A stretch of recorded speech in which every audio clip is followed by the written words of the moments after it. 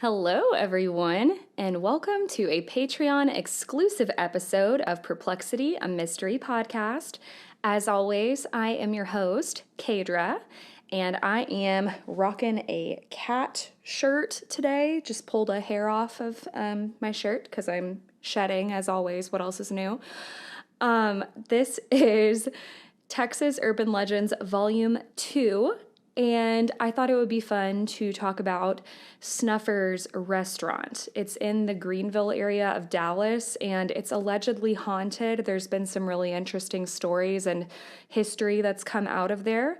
It is a shorter story, though, so I did find some reviews online that talk about the restaurant. Unfortunately, none of them mention ghostly activity, but the reviews are always just really funny and entertaining to read. So I'll read some of those at the end, and you guys can let me know down in the comments what urban legend you want me to tell next. It does need to be a Texas urban legend, but it can be, any story from Texas that is related to like a haunted location. It could be a cryptid. It could be like mysterious unexplained events. Any campfire kind of stories from Texas, make those requests and let me know what you guys think about this urban legend. So this is in North Texas near the Dallas area in a city called Greenville. And in the lower Greenville area, located at 3526 Greenville Avenue, you will find the restaurant Snuffer's. And I've never been here, but I am from Dallas-Fort Worth. So I looked it up, and it's kind of this unassuming, it looks like kind of a mom and pop joint. It's not anything fancy. But according to their website, this place is renowned for their burgers and their cheese fries, which sounds delicious. It opened in 1978, but the place has been haunted, allegedly, from the very beginning. So when it first opened, they immediately started having this paranormal activity being reported by both the patrons and the employees. According to Thrillvania.com, it is the most haunted restaurant in Dallas-Fort Worth area. I don't know if that's true. I feel like a lot of people claim that, like, oh, this is the most haunted, or this is the most haunted hotel in all of the U.S. So I don't know, but that's what they're claiming. And from the time Snuffer's first opened, employees started to report apparitions, objects being moved, flickering lights, disembodied voices, and glowing orbs, which is always a sign of paranormal activity. Even after the original space that was here was demolished in 2013 and rebuilt, it's said that the ghost or ghosts here have continued to linger. People who worked there at the time hoped that by remodeling, they would get rid of whatever was here, like maybe it was attached to furniture or an object or the building itself, but it seems that whatever's here is attached to the land because the paranormal activity did not go away. If anything, it seems like it amplified after the remodel. According to employees and patrons, the ghost is the spirit of a man who was murdered in the original space when it was a pool hall. In fact, the owner, Pat Snuffer, won't even go into the restaurant if he's alone.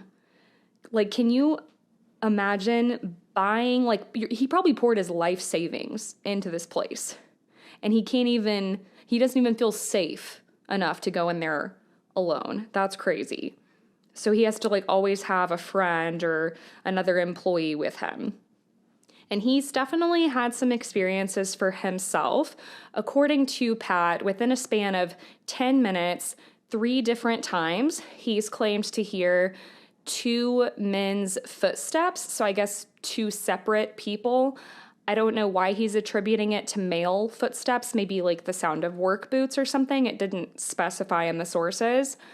But he's heard 2 different sets of people walking within the span of 10 minutes, 3 separate times. So very specific. And he also said multiple times when he knew he was there alone, and this is probably why he stopped going there alone, he would hear the bathroom door creaking open by itself. So pretty creepy. He has also claimed, and this is an immediate no for me, that he has heard children giggling in the restaurant.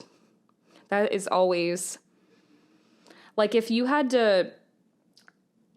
asked me what were like the top 5 worst things to hear in a haunted location, children giggling is definitely in my top 5. I don't know why. I guess it's because of the horror movies I've seen, but there's just something really creepy to me about it. Other employees have reported cold spots, being tapped on the shoulder, and being brushed up against by seemingly nothing. Patrons have reported cell phone and camera malfunctions, and they've also reported cold spots or temperature drops that were pretty significant, sometimes being from 75 degrees to dropping to as low as 30 degrees. They've also seen light fixtures swaying back and forth. They've reported hearing disembodied voices and footsteps, doors creaking open and shut by themselves, and children's voices, once again, coming from inside of the walls. Really creepy. NBC News did a story on Snuffer's restaurant, and during their visit, they took a bunch of photographs. They brought in these photographers to see what would happen, and all of the photographers reported having weird, unexplained camera malfunctions, issues with their cameras that they've never had before. They also had a microphone where the battery kept randomly going out, like it would work, and then all of a sudden it would be dead and it wouldn't turn on, it wouldn't work at all. And the flashes on a lot of the photographers' cameras kept malfunctioning. It would just like go off and flash for no reason. Bradley Anderson, district manager, claims this place is definitely haunted. He's had a lot of experiences, according to himself, including hearing someone calling his name, lamps rocking and shaking, and hearing disembodied footsteps, especially late at night. He's also seen glassware levitate. He's seen things fly off the shelves with seemingly no explanation. He has also reported the objects, like things they've placed around the restaurant, being moved or disappearing. One example he gave is every night, like the soda machines with the nozzles, the automatic ones, they have to take those nozzles off and clean them so that sugar and bacteria doesn't get collected in them. So every night they pull these nozzles off and they let them soak overnight. And when they went to put these nozzles back the next morning, they were gone. Bradley also has felt a firm physical touch before, someone touching his leg. And as if one spirit isn't eerie enough, Bradley believes there are at least 2 spirits living in Snuffers. The second one is believed to be the spirit of a gentleman who was stabbed or possibly shot in the Easy Parlor. And the Easy Parlor is the restaurant that was here before Snuffers, the one that was tore down. And then in 2013, it was remodeled and became Snuffers, is what I gathered from reading these stories. Easy Parlor seems like it was some type of old biker bar, and some sources reported it was around in the 70s before Snuffers. According to legend, there was this going away party at Easy Parlor in the beer garden area, and for some reason, there was some type of fight or misunderstanding. Things got crazy. This group started fighting, and this resulted in someone being murdered. He would be found in the bathroom on the floor with the door open. So I think his body was like between the entrance of the bathroom and like the door. He passed away, and years later, before the place was remodeled, managers would sit at the table closest to the bathroom, I guess to do their paperwork during closing time, and they would get a lot of paranormal activity near this bathroom. They would hear footsteps. The bathroom door would open and close on its own. And back when the Easy Parlor was still around, smoking was allowed because it was the 70s. And bartenders there would claim that their cigarettes would be flipped around in the ashtray when they would turn around to like wait on a customer.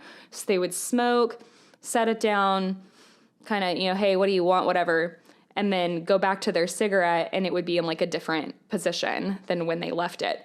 So pretty classic poltergeist activity.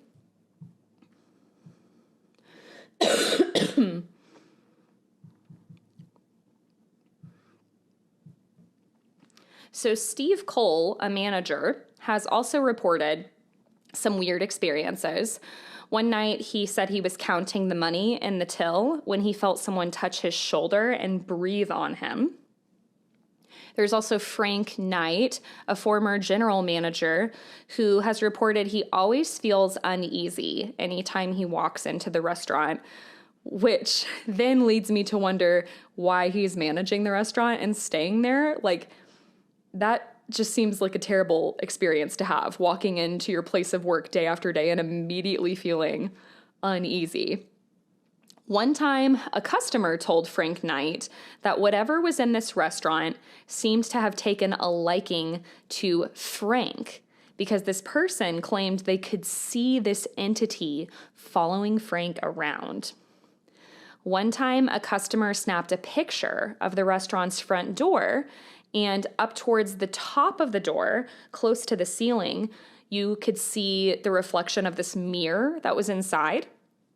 And when the customer was looking through the pictures, they noticed a disembodied face in the mirror.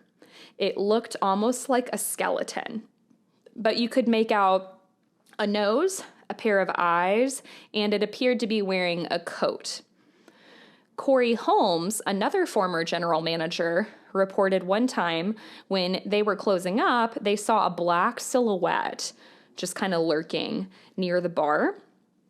And at first, Corey thought this was an employee. I guess he just kind of saw him out of the corner of his eye and didn't think too much of it. But after a few minutes had passed, Corey went to go talk to this person to make sure everything was okay. So he probably had a gut feeling something wasn't right. So whenever he went over to check on this quote-unquote person, they were gone. Corey then felt a sudden cold rush of air and felt very uncomfortable. According to Corey, they knew right then that whatever was in the restaurant was not an employee, it was a ghost. There was also Ross Fortson, a former bar and hospitality manager here, and Ross was a skeptic until he had an experience as well.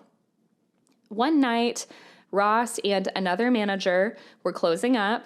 They turned off the kitchen lights and they were getting ready to go, but the lights kept suddenly turning back on by themselves. And this would happen a couple of times. So Ross and this other manager are confused. They're looking at each other. They keep going back and turning off the lights because gotta save on electricity. And every time they go to leave, the lights would come back on. So something wanted to keep those lights going.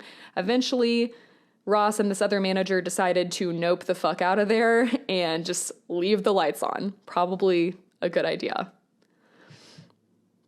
Another experience comes from Maria Hernandez, a server at the restaurant.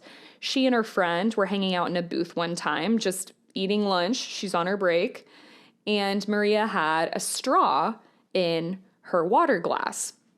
And she kept noticing that the straw was moving around in the glass, seemingly by itself.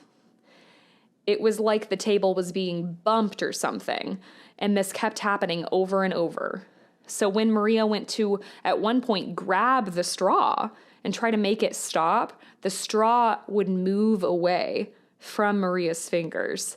So her and her friend got so creeped out, they decided to just sit in a different booth. There's also a legend that Snuffers was built on top of a children's cemetery. So maybe that's why you hear children giggling and like the laughing in the walls. People have also reported hearing children's voices at night. There's similar to a lot of these places, there's a couple of legends. So that's one of the legends. Another legend is that this place was built on top of a Native American burial ground. And this was an area in North Texas. There were definitely Native American tribes that were here long before white people were. So, I mean, it's possible.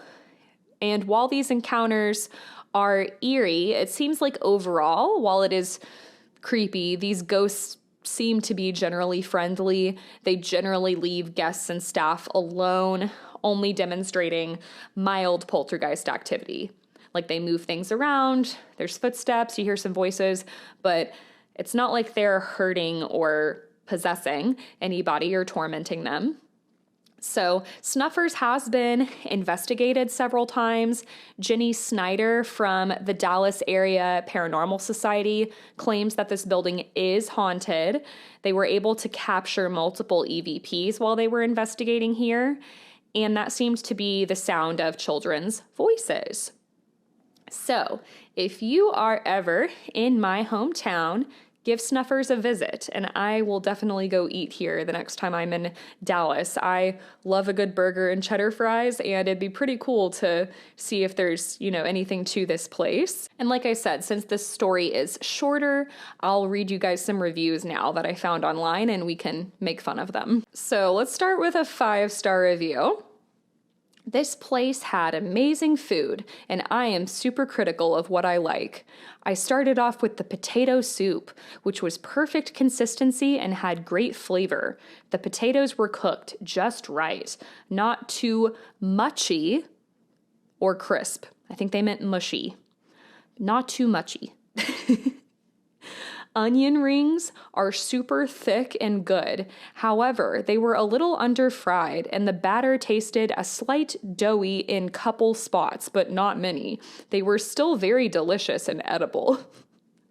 But the highlight of the meal was the chicken fried steak with mashed potatoes and creamy gravy. I've tried this meal a lot of different places, but this was by far, hands down, the best I've ever had. The crust on it was impeccable, and the inside was nice and juicy. It was a seat-yourself situation. Win-win came in, and the place was fairly busy, and neither one of the booths' tables had been wiped down by the time we sat down.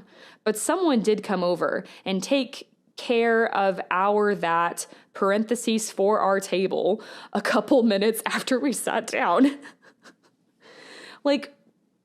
Okay, if this is a seat yourself situation and you walk in and it's fairly busy and you just immediately sit yourself at a table, yeah, it's probably gonna be dirty.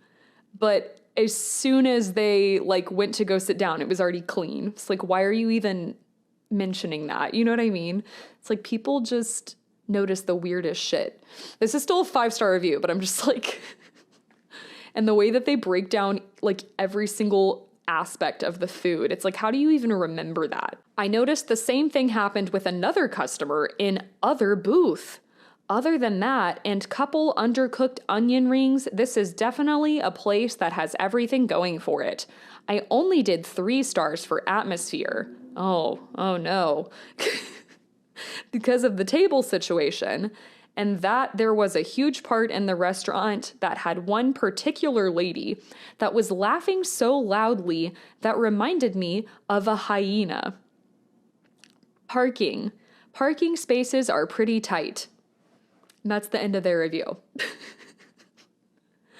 The fact that, yes, this is a 5-star review, but they are complaining about a woman laughing loudly in the restaurant.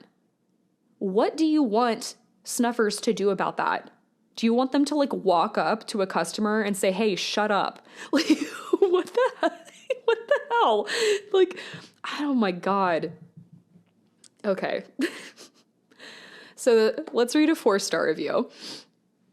Walking in it, first of all, I want to say before I read any more of this, every single word is capitalized. Yeah. Okay, so walking in it was kind of small, but we bring the energy everywhere we go, and our amazing waitress Dina was able to match it. They had great chips and salsa, which was a great piggyback for our last stop. I don't know what that means, but okay. Great bar food at a decent price. I was actually surprised at the price of the ticket. There's no punctuation, by the way, so I'm trying to read this, but like everything's running together. I figured it would be more expensive. They are open till 1, which makes it a great late night munchy spot. I think they meant munchy. Is this the person who wrote the 5-star review and said the onion rings weren't, or the potatoes weren't too muchy? But I will say, Dina would be the main reason I would stop by again.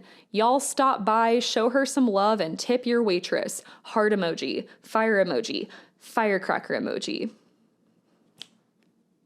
All right. Okay, so now we're going to start getting into the complainers. So here's a 3-star review. Disappointing, ... I owned a home in the M streets for over 10 years. I don't know what that is.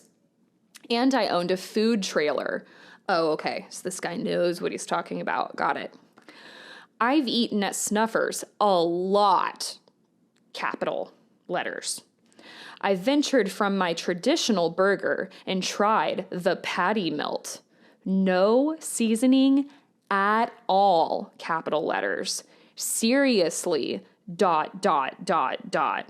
I've had better PMs. I think that stands for patty melts, but really, can we not just write patty melt? No one says PMs. I've had better PMs at Whataburger. Whataburger is delicious. Why are you, like, kind of dissing Whataburger? You know what I mean? I usually order my meat cooked medium, but ordered medium rare because I didn't want to chance it coming out overdone. Okay, hold on, stop. Sir, you ordered a patty melt. Beef patty. Am I the only one who's confused why you would get that medium rare? Like, I get steaks medium rare. But when it comes to burgers, you get that shit medium, period. This sounds like it's your fault from what I'm reading so far. It did come medium rare, yay, parentheses. Okay, then shut up. Jesus. The cheddar fries, oh, the fries. Oh, wait, hold on. The cheddar fries, ... Can't forget that. Oh, the fries, comma. Which, by the way, is what they're most known for, comma, was the most disappointing. I get it, ... We are coming out of a pandemic and in the middle of inflation, but potatoes are cheap, all caps, period. They have, all caps, clearly increased prices and changed portions, ... A lot, all caps. A friend and I split what we have traditionally known as a, quote, small order. We went from, quote, oh, this is not going to be enough, to not even finishing all of our, quote, super small sized order. They were way overcooked. The fry/toppings portions were way off too. The cheese was harder than it should have been. My lunch mate, who is in the food/hospitality industry, comma, and also a Snuffer's lover, comma, was so disappointed that she said she would not be back. I can't say that I'm far behind that. The waitstaff were all very nice, and we had great service from the young man that helped us. Okay, I have nothing else to say, other than that was really annoying to read. All right. This one's shorter, but it's a 2-star. 2 stars. For a place that has so much lighting outside, the features inside did not meet the hype. The food was just okay. Worse than worse than my home cooking. Way to air yourself out, bud. The servers work hard and show dedication, but they seemed disorganized, symbolized by their unmatched casual clothes, including grubby jeans or shorts on some. Oh no. In a small hole-in-the-wall burger joint, they're wearing jeans and shorts? How dare! Where are their blazers and slacks? I'm flabbergasted at the lack of professionalism. The lighting and vibe were very casual, like a worn-down bar or saloon. The crowd seemed okay with all of this. ... Yeah, because it's a burger bar, and they're not tightwads like you. I'm for the ability to just relax. Are you? Are you? And enjoy each other's company over comfort foods. But I would think such a casual place should offer pricing slightly below that of the fancier restaurants on Greenville. The pricing was similar to those restaurants. Okay. I mean, I haven't been here before, so I guess I'd have to see and really look at the prices, but that's the second review that said it was expensive. I don't know. But these people could also just be cheap. All right. 1-star review. Drum roll, everybody. This place used to have good food, but not so much lately. And don't get me started on the lack of customer service. I work for a third-party delivery service. I usually place my customers' orders online or by phone ahead, so I'm not wasting my time or the customers'. Snuffer's website did not allow the customizations requests by my customer, so I called to place the order. However, the person who answered told me I had to come in and order in person. They won't take my company's orders over the phone. That person even told me I was at the restaurant. What? Sorry, I'm confused. I'm going to reread. That person even told me once I was at the restaurant that she disagreed with the company policy. Okay. I say, don't waste your time here. Go somewhere with better food that actually knows what customer service is. Oh, and get this, ! This guy hands me a sack without the canned drinks I ordered. I asked about them. He hands me 2 cans. I asked if he had a bag to put them in. He offered to put them in another bag, then took the bag with the hot food in it, untied it, and dropped the cold cans in and handed it back to me. Okay?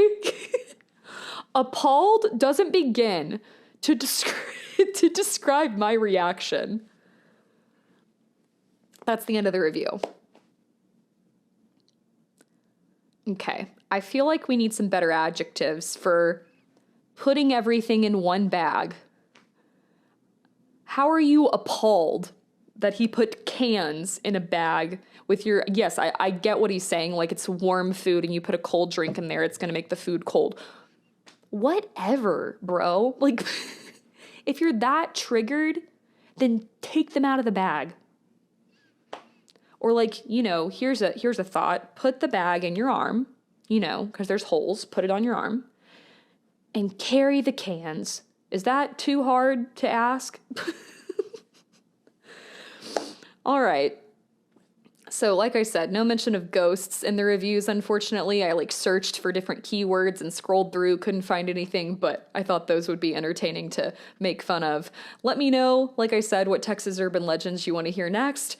If you want me to read more funny reviews online, because that was pretty fun, let me know. You all are amazing. Hope you have a great week and stay safe, and I will talk to you soon. Stay spooky, everyone. Bye.